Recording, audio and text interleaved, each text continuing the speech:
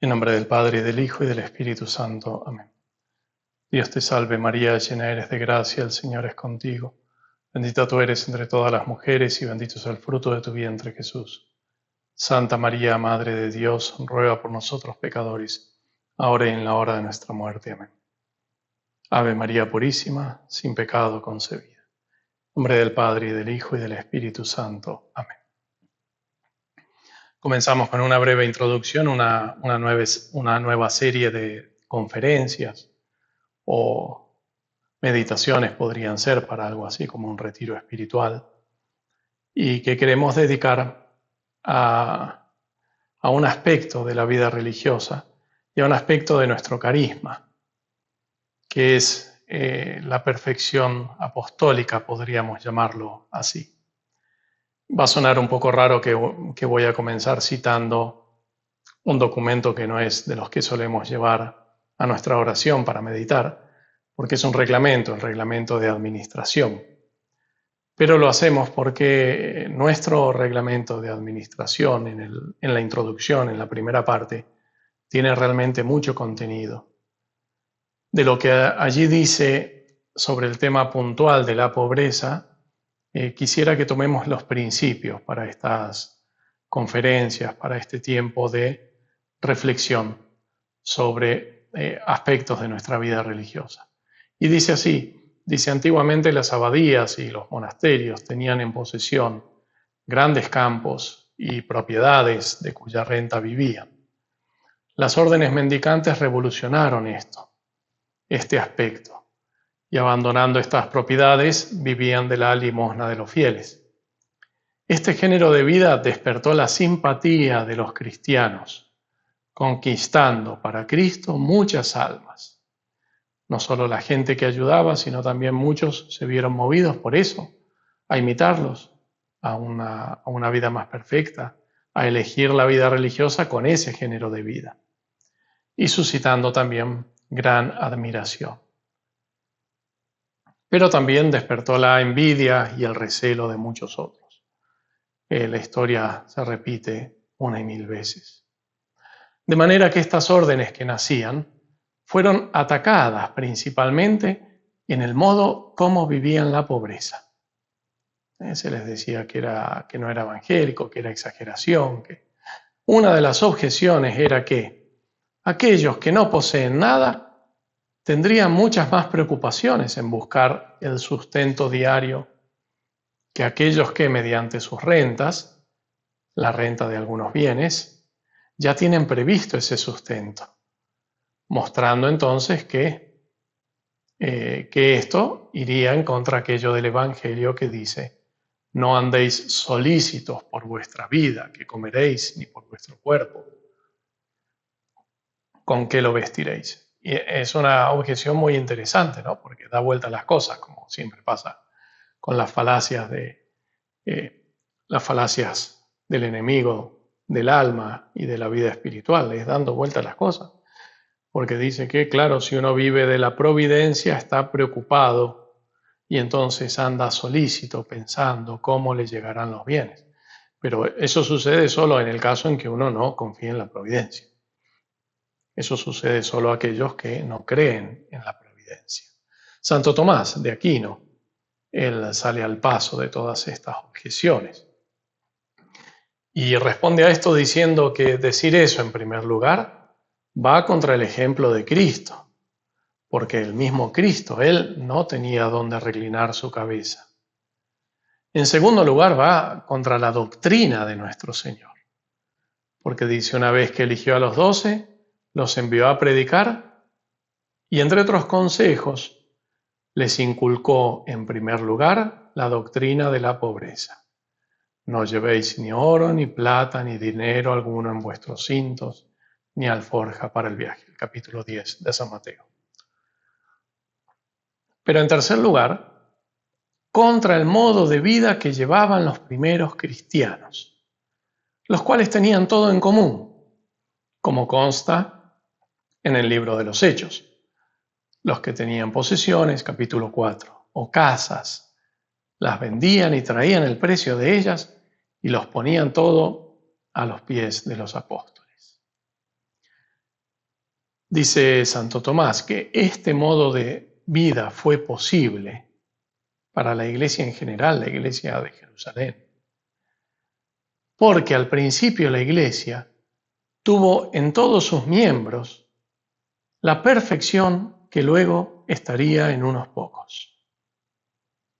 Dice, la Iglesia tuvo en todos sus miembros al inicio, claro, tenía la plenitud del Espíritu, la perfección que luego se encontraría no en todos de la misma manera, y no en todos. Por eso, los apóstoles, teniendo en cuenta este estado de los fieles, establecieron un estado de vida favorable a esa perfección. Pero con el correr del tiempo, muchos se iban a apartar de esa perfección.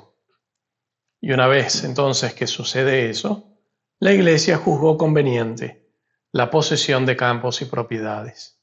Pero esto es lo importante, es lo que quiero resaltar porque es una de las líneas que quiero que propongo que sigamos hoy.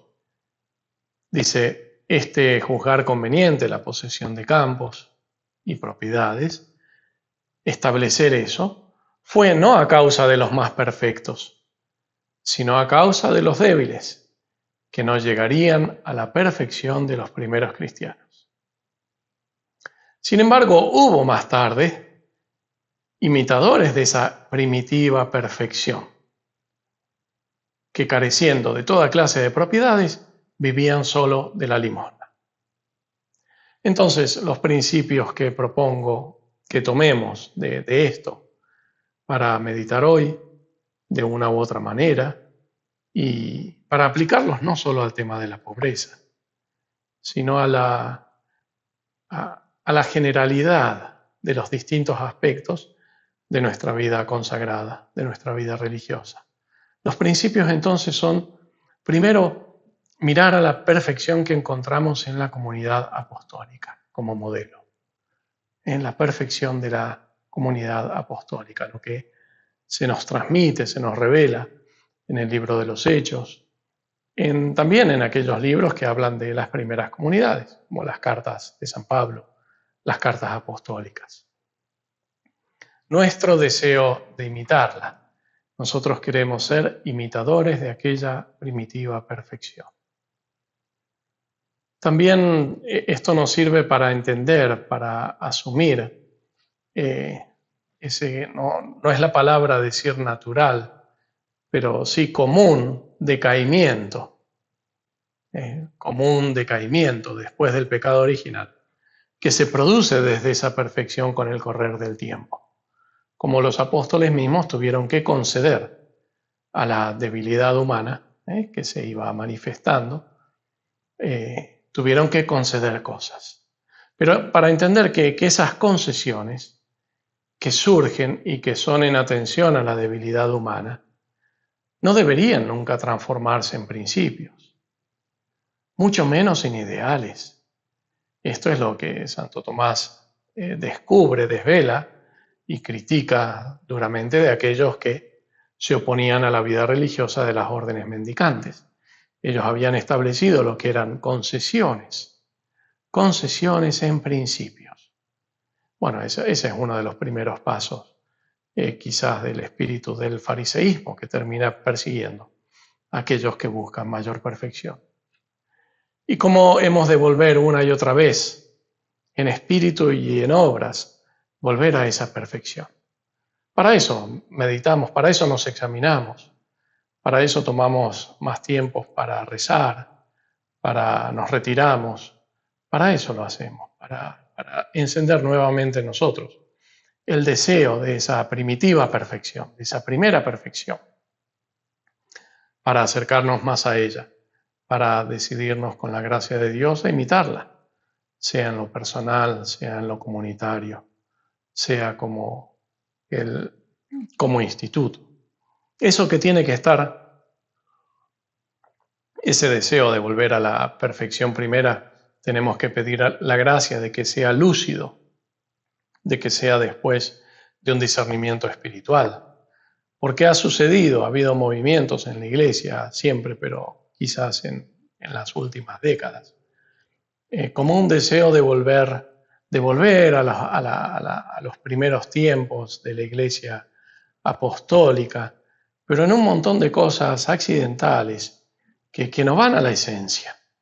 Es como si se quisiera, no sé, volver a un tipo de ingenuidad primitiva, inocencia, que no es inocencia, ingenuidad primitiva, del descubrimiento de las cosas nuevas, en cosas en que no corresponde, como si fuera una nostalgia de la niñez. No, no se trata de eso.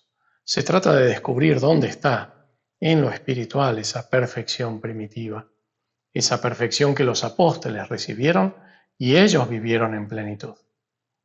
Nuestro fundador dice en un sermón, señalábamos ya en la primera reunión, antes de comenzar la experiencia de vida religiosa, a la que asistieron 16 candidatos a ingresar como religiosos en nuestra congregación, señalábamos 3 requisitos esenciales que queríamos vivir en la futura experiencia religiosa, es decir, la gran parte de la realidad de nuestro instituto, de nuestra familia religiosa, no estaba para nada claro, pero sí que había cosas claras. Dice, era el 28 de agosto de 1983. Nos reunimos en la parroquia de Nuestra Señora del Perpetuo Socorro, luego de visitar y rezar en la tumba del padre Julio Membieda. Uno de los elementos, de esos elementos, es este, es decir, pretendemos vivir como los apóstoles. Eso es lo que estaba desde el inicio en la intención. Pretendemos vivir como los apóstoles. Esto no es ninguna originalidad en la Iglesia, sino que es volver a esa verdadera corriente de renovación de la vida de la Iglesia y específicamente de la vida de los estados de perfección en la Iglesia, de la vida consagrada en la Iglesia. Esa corriente de renovación que atraviesa, por gracia de Dios y por obra del Espíritu Santo, toda su historia. Y siempre ha sido así, por citar solo algún ejemplo. San Ignacio de Loyola también hacía referencia a esto en los primeros tiempos de su fundación, a ese volver al modo de vida de los apóstoles. En San Juan de Ávila mismo también, él llamaría al estilo de vida que él quería para sus sacerdotes misioneros, vivir y trabajar a la apostólica, decía. Bueno, eso es lo que pedimos. Pidamos mucho que este fuego nunca se apague en nosotros y que si se ha apagado o si ha disminuido, si languidece, que con la gracia de Dios pueda volver a encenderse. Que la Reina de los Apóstoles, María Santísima, lo obtenga para nosotros. Gloria al Padre y al Hijo y al Espíritu Santo, como era en el principio, ahora y siempre, por los siglos de los siglos.